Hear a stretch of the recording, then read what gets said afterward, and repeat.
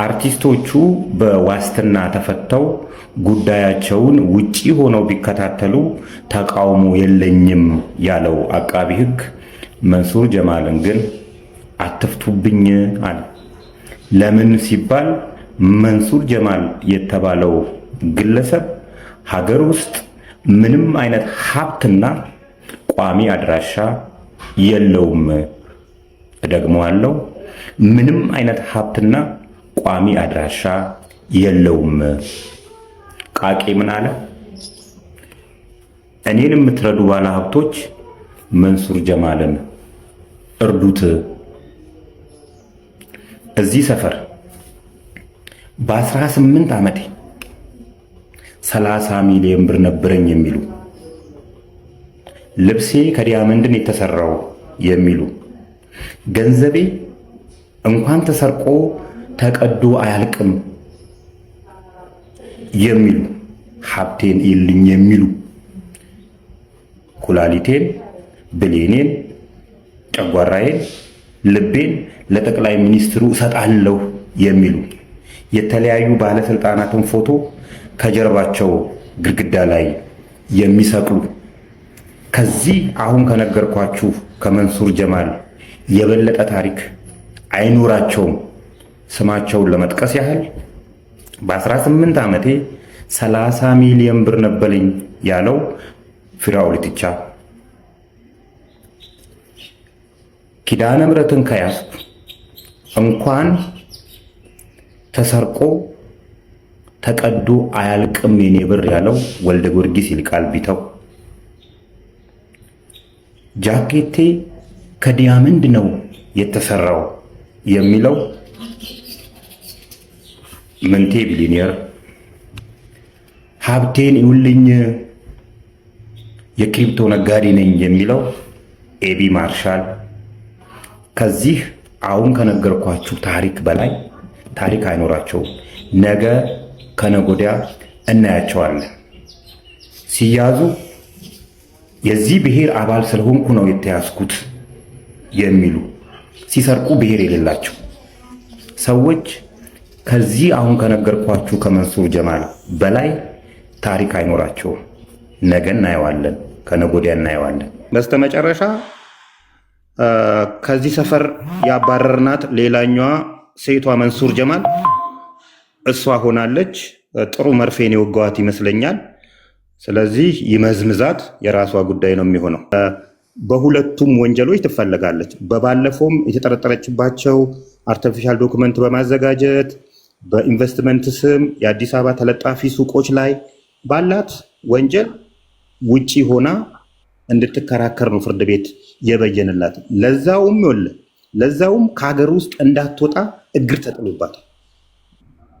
ለዚህ ነው ልጆቿንና ባሏን ወደ አየርላንድ ልካ እሷ እዚህ ሀገር ለትንሽ ጊዜ ተቀመጠችው። በኬንያ ወታለች እየተባለ ነው አሁን ላይ ያለው እንትን ይሄ ነው። ስለዚህ በመጨረሻ እዛ ጋር እንድገባ ፈልጋችሁ ያልገባው ቅር ያላችሁ ሰዎች በጠቅላላ ሲጀምር ክርስቶስ በሚያውቀው እኔ አልነበርኩም፣ ፍጹም አልነበርኩም፣ ውሸትም። ቲክቶክ ፍርድ ቤት ነው ብዬ አላስብም። ሁለት ዓለም አቀፍ ቦዘኔ መካከል ገብቼ የምንበጫረቅበት ነገር የለም። ሲጀምር ክርስቶስ በሚያውቀው እኔ አልነበርኩም። እንትን እቺ የኔን ሃኒ ባጀር የሚጠቀሟት ሰዎች ይኖራሉ፣ ፕሮፋይል ፒክቸራቸውን ማለት ነው። ስለዚህ እነዛ ሰዎች ገብተው ሊሆናል እንጂ እኔ በፍጹም እዛ ጋር አልነበርኩም። ስለ እሷ ማብራሪያ ለመስጠት ያህል የኔና እሷ ግንኙነት የሚጀምረው ከማንጋርድ ሴኩሪቲ ካምፓኒ ነው። የማንጋርድ ሴኩሪቲ ካምፓኒ አየርላንድ ላይ ነው ያለው። አየርላንድ ላይ ይህንን ካምፓኒ ሴኩሪቲ ካምፓኒ ለማቋቋም የግሬት ብሪቴን አገራት ላይ ውትድርና ማገልገል ይጠበቅብሃል። መጀመሪያ ግሬት ብሪቴን የሚባለው ኖርዘርን አየርላንድ፣ ራሷ ብሪቴን፣ ስኮትላንድ የሚባሉ ሀገራት ላይ ውትድርና ማገልገል ይጠበቅብሃል። እቺ ሴትዮ በደቡብ ሱዳንና ኡጋንዳ መሳሪያና የተለያዩ አማጽያንን ሲያሰለጥን ከነበረ ባሏ ጋር የነበረች ሴትዮ ነች እንጂ የትኛውም የግሬት ብሪቴን አገራት ላይ ምንም አይነት ውትድርና ያልሰጠች ሴትዮ የኔ ነው የሚል እንትን አወጣች። ሜቢ ፖስቼዋለሁ። የኔ ነው የሚል ስንትን ስትል እኔ ምርመራዬን ጀመርኩ ማለት ነው። ስለዚህ ማንጋርድ ሴኩሪቲ የማይሸጥ የቤተሰብ ከ100 ዓመት በላይ ያስቆጠረ የቤተሰብ ካምፓኒ ነው። ይሄ ካምፓኒ በመንግስት ባልሆነ ግንኙነት የተለያዩ ባለስልጣናት፣ የተለያዩ ታዋቂ ሰዎች ወደ አየርላንድ ሲሄዱ ጥበቃ ያደርግላቸዋል። መንግስት በመንግስት በሆነ ግንኙነት ከሆነ ራሱ መንግስት ነው የሚጠብቃቸው። መንግስት ለመንግስት ባልሆነ ግንኙነት ልትዝናና ሊሆን ይችላል፣ ለኢንቨስትመንት ሊሆን ይችላል፣ ለተለያዩ ነገሮች ወደዛ ስትሄድ ሴፍቲህን ለመጠበቅ ይሄንን ካምፓኒ ትቀጥራለህ። 1300 ሰራተኞች አሉት። 42 ሚሊዮን ዩሮ ወርዝ በአመት ገቢ ያለው ካምፓኒ ነው። በጣም ትልቅ ካምፓኒ ነው። ይሄ ካምፓኒ ውስጥ ባሏ በኦፊሰርነት ለ6 ወር አገልግሏል። እዚህ ጉዳይ ላይ እኔ ከፌዴራል ፖሊስ ጋር ምንም አይነት ግንኙነት አልነበረኝም። ሌላ ስራ ነበር ስሰራ የነበረው። እዛ እመላለሳለሁ በተለያዩ ጊዜ። ነገር ግን የተመላለስኩት ለእሷ ምርመራ አይደለም። ኦልሬዲ ፌዴራል ፖሊስ መርምሮ ያመጣው ሪዘልት ነው። በተጨማሪ ሲመላለስ አይቼዋለሁ የምትለው የፌዴራል ፖሊስ እስር ቤቱ ያለው አንደርግራውንድ ነው። ከጀርባ ነው መግቢያው፣ በምግብ ቤቱ በኩል ማለት ነው።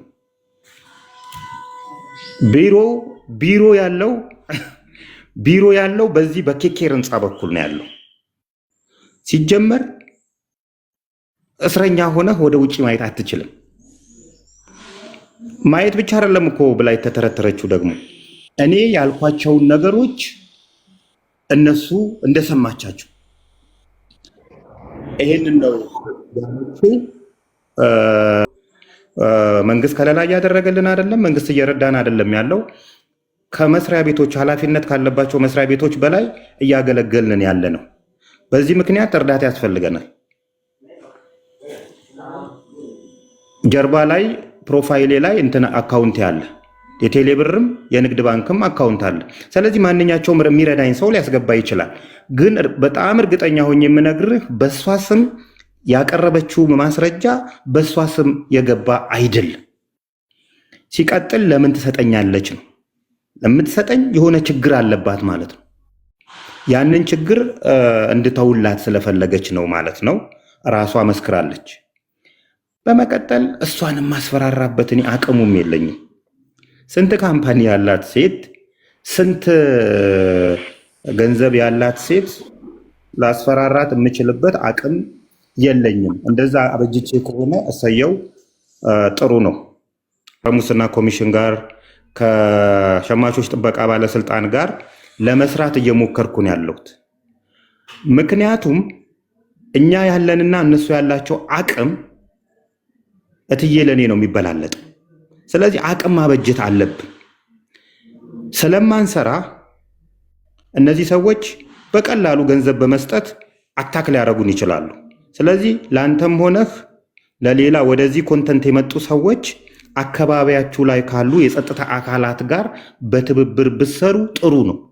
ምክንያቱም ማንም ሰው ይዟችሁ ወደ የሚፈልገው ቦታ ሊጎዳችሁ እንዳይችል ያደርጋል። ፓርቲ ሊመጣ ሊሄድ ይችላል። ወደንም ጠላንም ኢትዮጵያ ውስጥ እኔ አሁን ላይ ቀረን ብዬ የማስበው የሀገር መከላከያንና ፌዴራል ፖሊስ ብቻ ነው። እውነት ለመናገር እንደኔ ቀርቧቸው አብሯቸው የሰራ ነው ልፋታቸውን የሚያውቀው። ሁሉም ንጹህ ናቸው ማለት አይደለም። የተለያዩ አካላት ጋር እንትን ያላቸው ንክክ ያላቸው ሰዎች ይኖራሉ። ግን ያንኑ ያህል ንጹህ ሰዎች አሉ። በጣም ንጹህ የጸዱ ሰዎች አሉ። ለምሳሌ ኢንስፔክተር ሀብታሙ ማንሳት ይችላል። ኮሚሽነር ብርሃኑን ማንሳት ይቻላል። በፊንቴክ ጉዳይ ላይ ወጥረው የሰሩ ማለት ነው። ይሄን ወጥረው ሰርተው የሚያገኙት ደሞዝ 20 ሺህ ብር አይሞላም። እነዚህን ሰዎች ልናከብራቸው ይገባል። እነዚህን ሰዎች ስናበረታታ ነው ተቋምን እንደ ተቋም ማስቀጠል የምንችለው።